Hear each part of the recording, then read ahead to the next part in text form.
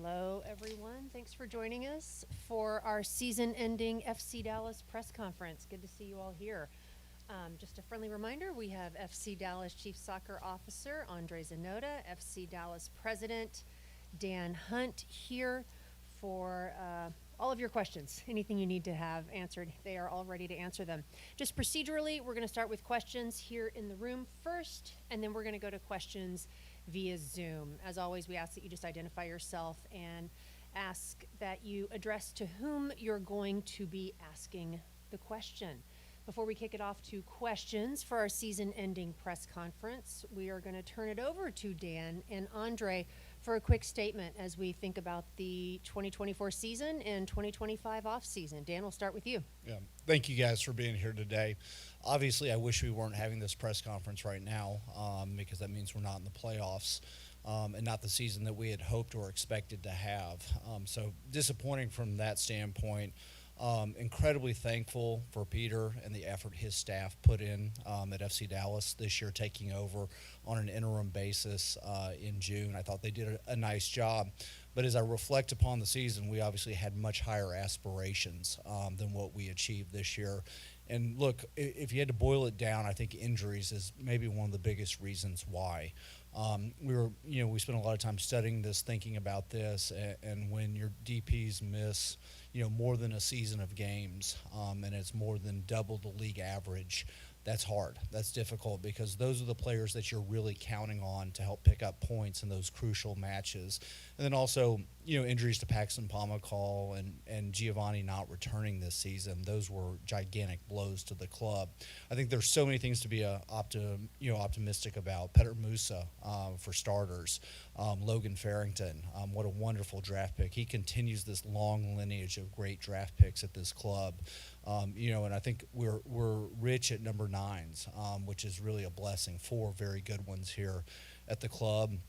And then, the big move in the summer to bring Show in also, in kind of an emergency situation, given Liam Frazier's injury and everything else. I thought, what a fabulous signing. And so there are a lot of foundational pieces we should be incredibly excited about in 2025. But we had the big hope. We knew we were going to face injuries like Alan Velasco. And I want to take a second to praise Alan Velasco. The professionalism, the amount of effort he put in to coming back. He came back, I believe, even better than where he left off after his injury in Seattle.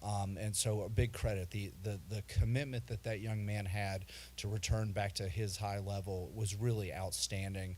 And then lastly, on a really positive note, NTSC in the playoffs, winning a playoff game this last weekend. This is us going back a little bit to our roots and developing top talent, coming through our youth club and also going out and signing good young players. That has been an unbelievable pathway for this club, and then as we export players over time. So that's something to be optimistic about it. And I'll let Andre discuss a little bit more, these different thoughts, but we will have open roster spots, in 2025, and we will, be very thoughtful in how we do this. We've already developed a strategy. He's been working with our scouting department nonstop. I mean, this wasn't a surprise that we were going to need to address certain areas at the club, and so they've been thoughtful, very intentional, and I'm excited about the players that we already have targeted. Good morning, you all. Thank you for being here and sharing the feeling that Dan just mentioned about frustration, disappointment with the season. Our fans deserve more. They deserve a team that will always be competing in the playoffs and fighting for bigger things. But 2025 already started for us. The moment we were eliminated from the playoffs, we wanted to finish the season strong. We did, and as Dan mentioned, Peter and his staff had a very positive impact in making the team play better and reach more points and fight. But unfortunately, it was not possible to make it to the playoffs. But as I said, 2025 is already here. We're working hard. We know what we did right. We know what we did wrong, and we need to correct all the things that we identified as some of the mistakes we made during this season not to happen again. And with our staff, technical staff, coaching staff, we already working on finding new players. Obviously, we have a lot of big decisions coming up that we'll have to make very soon. But as I said, we are going to work really hard here to give our fans something better next year, a team that will really make them proud. So again, and as Dan mentioned, we have this in our DNA to keep promoting players and to keep developing players, and North Texas is such something that we're so proud of what we have been achieving this season so far, and hopefully we'll keep going further, and with a very close integration with the first team and a lot of first team players going down and helping, and some amazing players that been part of this North Texas journey this season. So we're gonna again. Sorry to repeat, but this is important that the fans are aware that we're going to work really hard to have a much better 2025. All right, thanks, Dan. Thanks, Andre. We'll open it up to questions in the room. We have Raul right over here. He'll pass the mic. We are streaming this on YouTube. Again, we just ask you to identify yourself, who you're representing, and to whom you're addressing your question. So with that, we'll open it up to questions, and Raul will hand the mic over to you. We'll go to Garrett here first. Garrett Meltzer with FCDallas.com. Questions for Andre. Which positions are you looking at specifically to strengthen this offseason? We're looking at all the decisions we're making right now, and the spots that will be open for next season. But we need to strengthen our defense. Something that we really struggled this season. We conceded more goals than many of the years. Last year, we were the second overall teams in conceding goals, second team in the West, and third overall conceding goals. The year before, we were the first in the West, and this year we are 14th, if I'm not wrong, or 11th and 20th overall in the West. So we consider a lot more goals, and it's not only the defenders. Defensively, it's a collective action for all players, but defenders is something that we're going to target very hard this season to improve for next season. Over here to the left, please. Hi, Carlos Nava, ESPN. Is there any decision taken on the head coach position? We have started already for a few weeks, already a month probably by now, that we started the head coach search process. We had it's amazing, and this happens not only with us but every team in MLS, that there's so much interest for coaches to come to MLS and be here, and so that we got more than 120 candidates interested, and we narrowed down to around 13, 14 that Sandro and I, our technical director, we interviewed those coaches, and we presented all this process to Dan and Clark last week, and we will bring 3 finalists to in the next couple of weeks to be interviewed here, so we can make a final decision. Peter is one of the 3 candidates, yes. All right, Sandro's right over there, by the way, sitting in the front row. Thank you for sitting in the front, Sandro. I appreciate that. Yeah. Back over here to the left. Carlos Ravelo de Telemundo. We're going to go with Spanish, if that's okay. Yeah, of course, yeah. Andre, 2 preguntas. Si me puedes contestar lo que acaba de preguntar el colega en español, y también hacer un análisis, evaluación de lo que faltó y de lo que esperan mejorar para la próxima campaña. Gracias. Bueno, primero lo que mencionaba del proceso para traer un nuevo entrenador para la temporada 2025.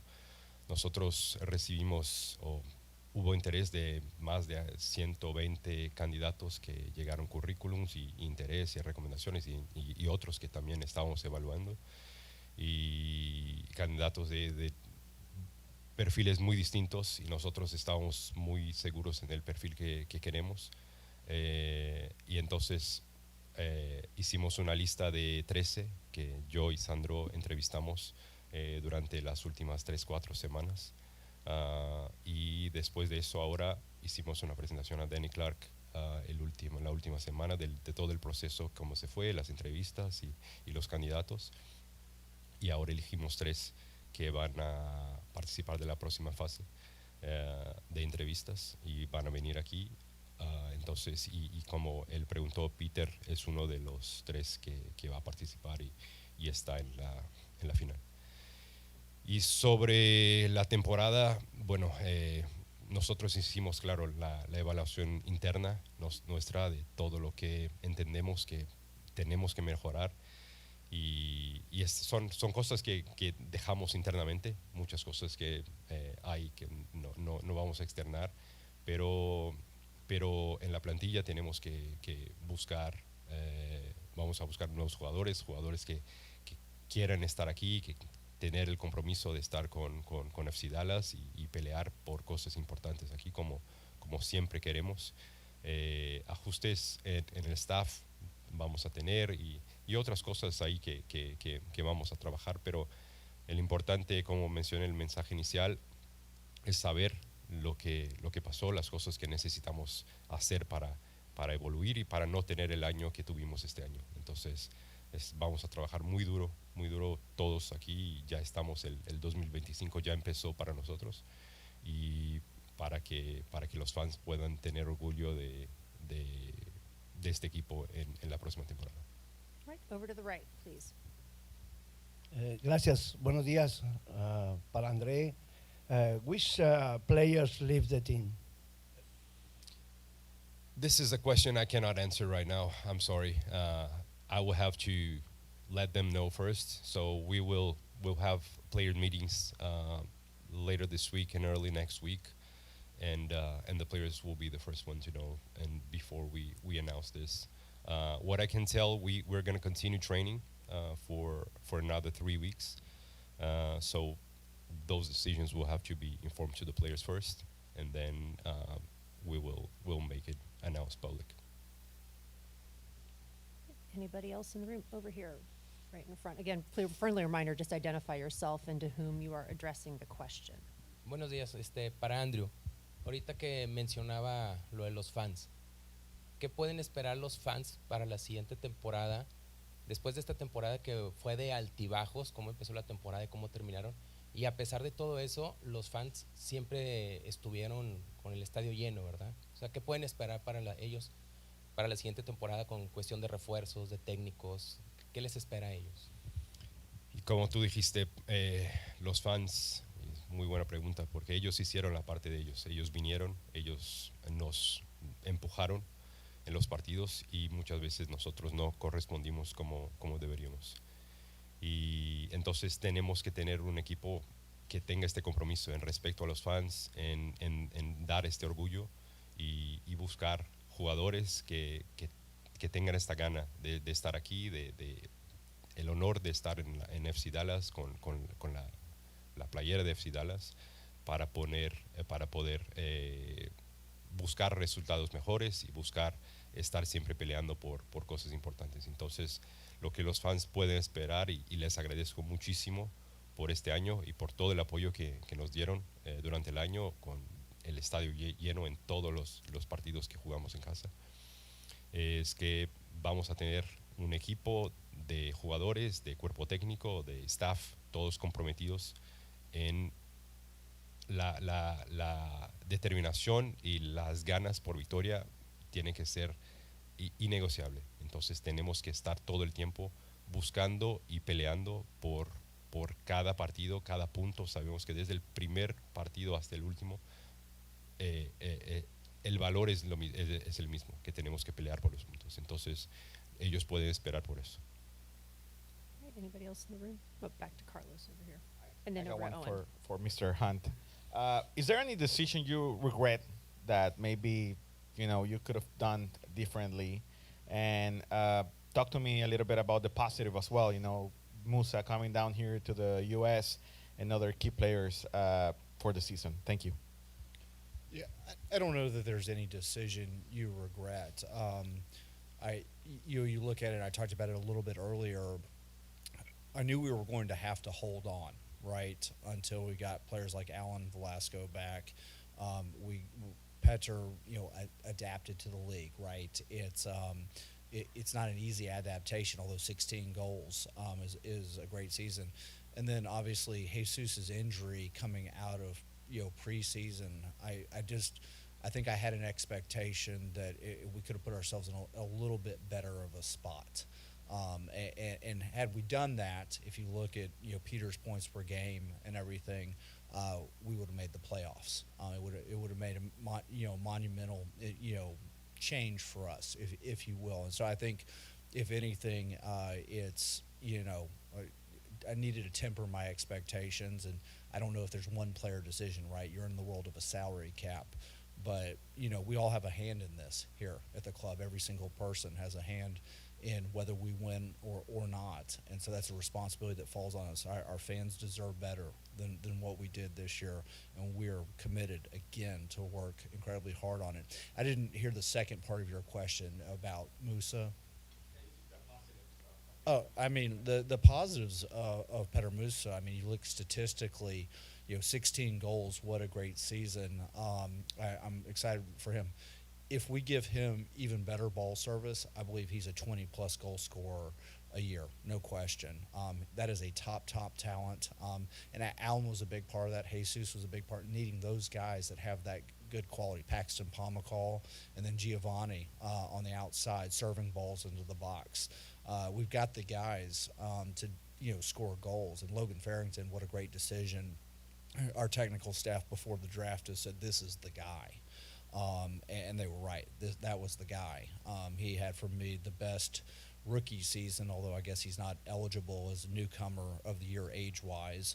But for me, he was fantastic this year. And, this league continues to grow. As a positive, this is really a league of choice. We've talked about it for so long. And if you look at the international players that are coming to MLS, it's a place where players want to be. And I think that we'll have a great opportunity to recruit more players. And obviously, we do have a football background, draft, right, too. We need to have one of those guys make the team and be a contributor, which is, I think, a large part of our success. And then you look at the young kids coming through via North Texas, and I know we talk about it, but Michelle's done a great job at North Texas, and he's been a great homegrown, if you will, from this club, too, on so many levels, and I like to, commend them. And, another positive this year is 17 sellouts. First time ever in the history of the club that we sold out every match, which is a gigantic achievement. A lot of people, worked really hard on it, and I just see, exponential growth here, and I'm excited about the stadium improvements. Thanks, Carlos. Over here to the left, please. Owen Newkirk, FC Dallas Radio. I have one for each of you. Andre, now that the season's over, do you have any updates on players that are either currently injured or have been rehabbing for a while? Anything you can tell us about the guys, excuse me, that are hurt in whatever way? And for Dan, we were getting fan questions that a bunch of people were curious, as you go into the stadium renovation and go to a reduced capacity, will that affect your player budget at all going forward? Thank you. I'll start. No, it won't. The only effect that we have is a salary cap, right? And so we're sitting on 3 DPs right now, and we do have U22 slots, there. So as we adjust in that, then we'll make decisions from there. But we have enough space. We've been thoughtful in the salary cap. We've got to add some impactful players, and we got away a little bit from being who we are defensively this year, which was unfortunate, a little bit unexpected. And so we'll obviously focus there, and we have these great assets in guys who can score goals, and so we got to give them the ball service that they need to do that. So no, the stadium won't affect that this year at all, and we've been planning out the next 3 to 5 years, and there's no effect there. As for the injured players, Paxton, we knew, we were not expecting, as Dan mentioned, was something that really impacted us. But his injury was long-term. He had surgery, and we're hoping that he will be back by the beginning of the season. So, but it's still early to say. Paxton and all the other injured players, they're going to keep treatment here during November. So we're going to do everything we can to have them in the field as soon as possible. Giovanni, another one that had a setback, had to do another small surgery and had complications in his knee, but we're taking good care of him. Also, he's been working really hard to get back as soon as possible. You know, players more than anyone else, they are the ones that want to be back, and really I feel for them because they really wanted to help us, but unfortunately it was not possible. I think that's it, right? Yeah, I think those are the two that well, we're counting on them for next season, and but still we have some time to, and obviously this depends on the doctor what he's going to tell us. Any other questions here in the room? Oh, Carlos again. Go ahead, please. André, una segunda pregunta. ¿Hay abierta la posibilidad de que Alan Velasco pudiera ser negociado? Vimos el interés que hubo en el verano, en especial del fútbol argentino, en algunos otros lugares. ¿O cuál piensan que va a ser el futuro inmediato de Alan? Bueno, la posibilidad de transferencia siempre hay. No es algo que depende del interés que viene de afuera y después del interés si el jugador quiere salir o no. Nosotros también contamos con Alan la próxima temporada. Hay conversaciones para extender su contrato aquí también. Entonces queremos a Alan aquí por más tiempo porque Alan, como Dan mencionó, su nivel de profesionalismo es increíble. Y Alan estaba tratándose aquí por 3 turnos, llegaba a veces 7:30 de la noche para tratarse. Entonces Alan tiene un deseo de regresar y por eso regresó y regresó muy bien. Entonces con una pretemporada preparándose bien, sabemos lo que podemos tener de Alan y la importancia que él tiene para el equipo.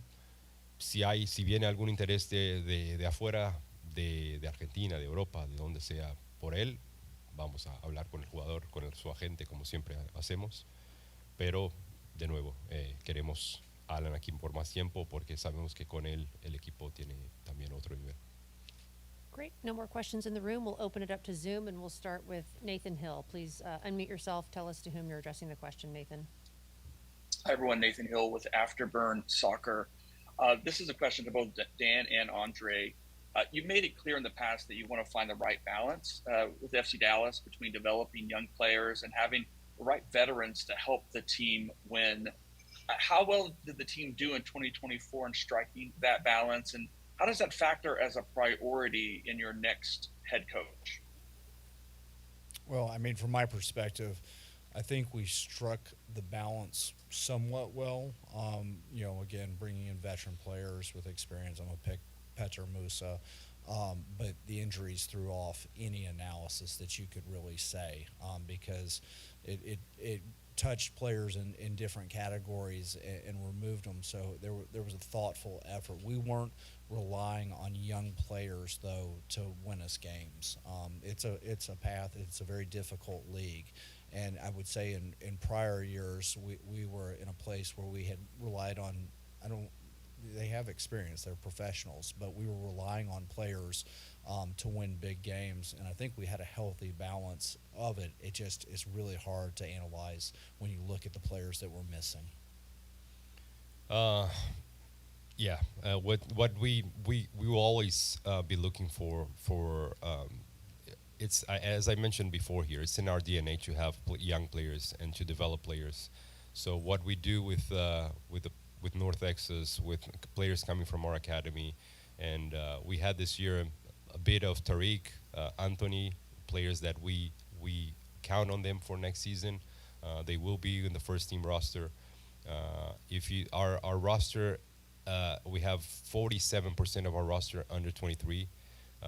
We have 83% of our roster is below 29 years of age. So, and then we have, obviously we need guys like Asi, Leggett, Jimmy, that to balance out Omar. So we had all those players this year that help also to develop this young talents. But we will continue to always look to our academy to look at the players that we are developing. And we want to have more and more homegrown players in a roster and players that go through this pathway through North Texas that we can let them experience this professional level, having competitive teams, playing in a very good league that is the MLS Next Pro, and competing to win like they are doing this year, and then making them ready to give this the next jump to FC Dallas. So you can, some of those players that we're enjoying to watch with North Texas, we will definitely see starting preseason with us, and I'm sure they will have some minutes helping in our season next year. Thanks, Nathan. We'll go to Tom Bogert on Zoom. Go ahead, Tom. Thanks, guys. Thanks for taking the time, Andre, Dan, Tom Bogert. Give me sport. So on the player side, Andre, I think that you might have talked about this a little bit in Spanish from what I could pick up, but kind of what is your outlook on the winter transfer window in terms of teams coming for some of your brighter talents like Alan Velasco or Jesus Ferreira, Martin Paz, and even maybe Peter Musa? Hi, Tom. Thank you for the question. It's as I was mentioning here, we never know what can happen. We count on those players. Those are the ones that we're building the roster on, and as you said, since they are our biggest talents here, there will be interest from somewhere overseas or somewhere in somewhere else, but even in MLS, that we had interest in a few of those players in the past. But we count on them. We want to keep these players here for next season, unless it's something that I always discuss with the player, with the agent. If it's something that we get an offer, I sit down with them. If it's something that makes sense for us, makes sense for them, we can discuss. But Petra has been here for one season, we believe. Playing with Alan, Jesus around him for longer can make a big change. Martin, again, is one of the best goalkeepers in the league, and he saved us many times this season as well. So those are key players that we always want to have in the roster. So you never know, but we had players before that we didn't want to move, but in the end the offer was good, and we ended up moving them. But at this point, those players we're counting on them, and we want them in 2025 with us. All right, thanks, Tom. We'll go to Drew Epperly, then Dan Crook on Zoom. Go ahead, Drew. Hey, thanks. Drew Epperly, Big D Soccer. This is for both of you. As you're looking in this final coaching search for your last three candidates, I'm curious how much MLS experience weigh in this decision for you guys in 2024 going into 2025? Just curious if it's a big factor or if it's just part of the equation for you guys. Thanks. Yeah, for me, it is a big factor. You always want to be open-minded, right? There are great coaches around the world. We've been interviewing international candidates, a lot of great ideas, but MLS is a unique league. It's got a unique set of rules that is so different. So it's always nice to have candidates with some kind of either MLS experience, MLS roots, or an understanding. Or a personal relationship that we as ownership or the technical staff have, because we've all seen plenty of international coaches that have come in and maybe struggled with the structure of this league and how it is set up, because it's really not a free-for-all on players. It's a lot more thoughtful process. And so that's been a big part of the conversation. But we also want people who understand who FC Dallas is, what our ethos is, and people, that we feel like we can connect with them and all obviously work together in a positive way. So, but it's been a great process so far. And, again, I always will commend Peter for his efforts and thankful for his efforts here too. And he's deserved to be a finalist. Andre.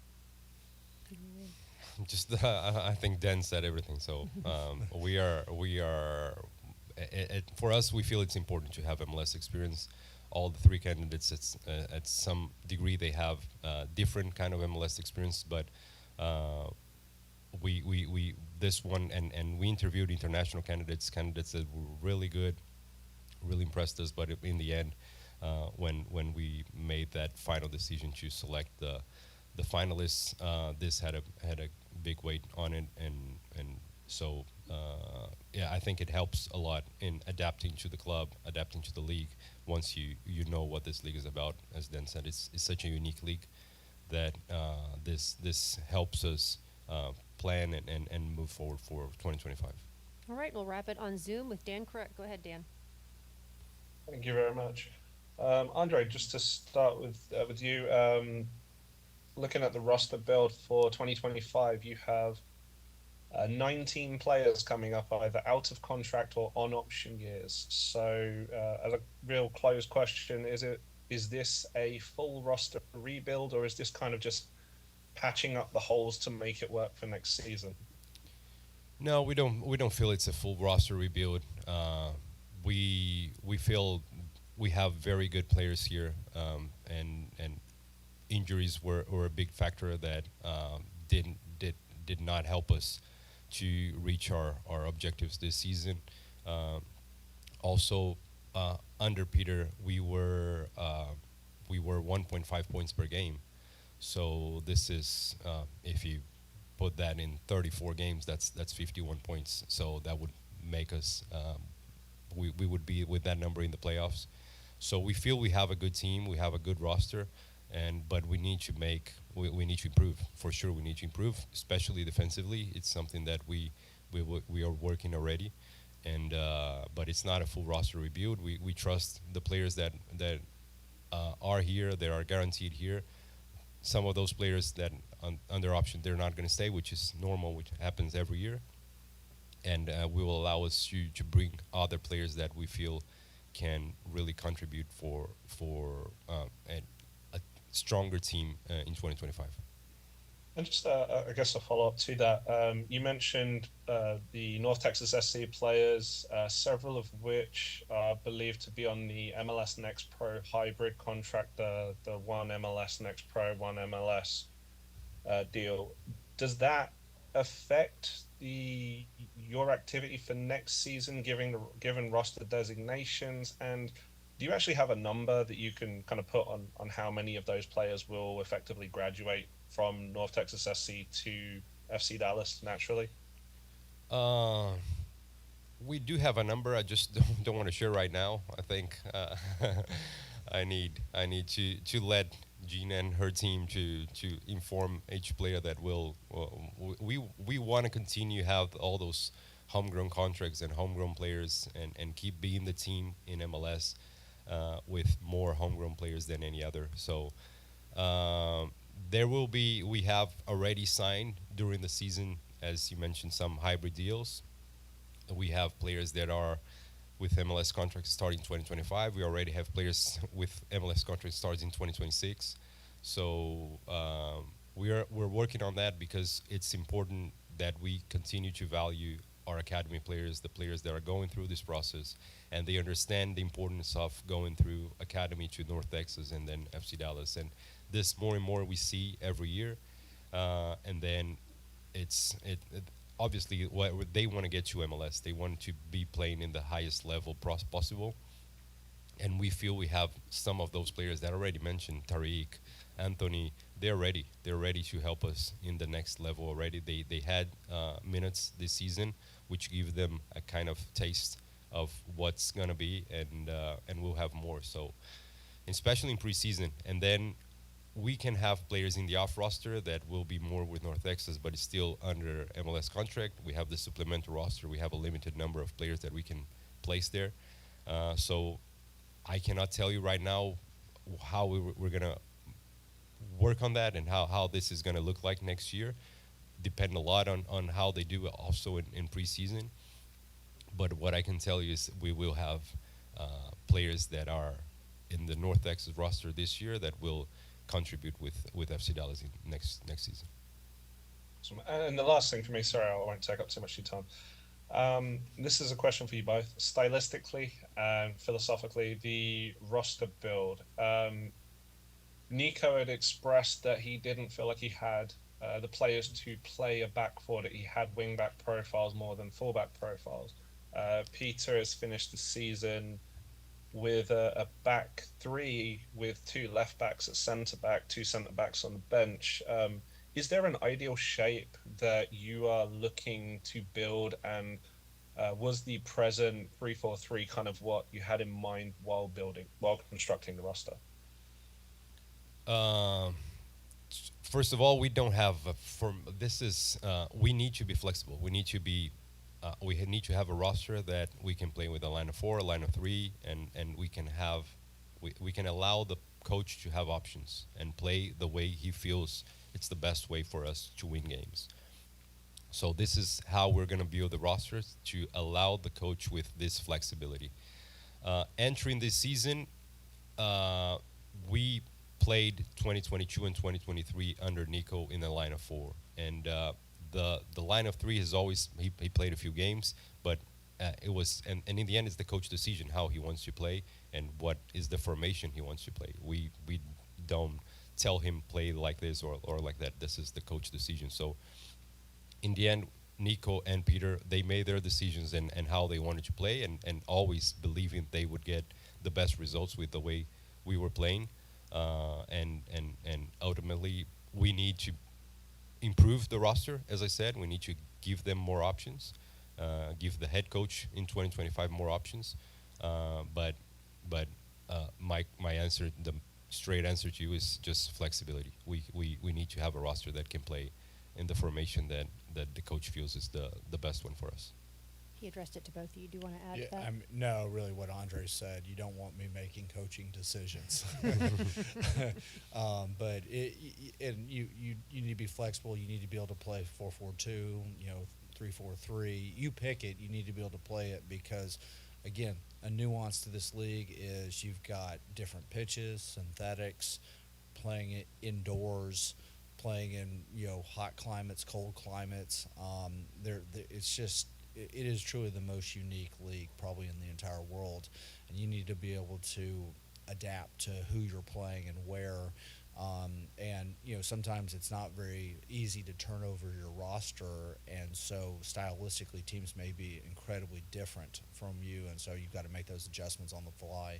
So we want to give them that flexibility. All right, we had one final question on the Zoom. Back to Nathan Hill. Go ahead, Nathan. Thanks, Gina, and thanks for the time today. Dan, this last one is just for you about fan experience with construction, stadium construction beginning to happen and unfold. What can fans experience the game? What can fans expect to experience on game day that is different than years past? Well, yeah, I mean, obviously we're going into a gigantic change here. We're going to start with the east side being down and part of the north, but nothing will change on the west. I mean, it'll be this same great experience, and on the south. And then hopefully, and that construction starts this next February, and hopefully will be May, June, July of 2026, flipping the building. And meaning that the east side will be fully open, and that will be an incredible experience. The luxury club that's going in on that side, which if you watch the video, seen the stills, is going to be a pub on that side, but you're going to have increased, restrooms, concessions, all those things. The luxury spaces are going to be unbelievable. I mean, we're thinking about what 2025 looks like for our season ticket members from a value. I would argue that this is maybe the best value in Major League Soccer. Free parking, you get free Apple TV for our games, you get a concession discount, you get a merchandise discount, you get a 4-game buyback. We're one of the only clubs that does that in MLS, that will buy back 4 of your season tickets. And finally, if we get benefits for World Cup 2026 that are to FC Dallas, we're going to pass those on to our season ticket members. So I think this is an incredibly strong value, but we're going to be incredibly thoughtful, obviously, right, because it will be a construction zone, but nobody in their seats should be directly impacted in any way by the construction. All righty. Dan, Andre, thank you. Thank you to those of us who joined us on Zoom. Thanks to everyone here in the room. A reminder, we're here all off season, so if you need to talk to anyone, just shoot us an email. We're here for you. That will conclude our season-ending press conference. Really appreciate the coverage and the commitment this season. We do have Chick-fil-A for those of you in attendance in the room next door in the Red Star Club. So I hope you enjoy that and take a moment to catch up with one another. Thank you. Thank you.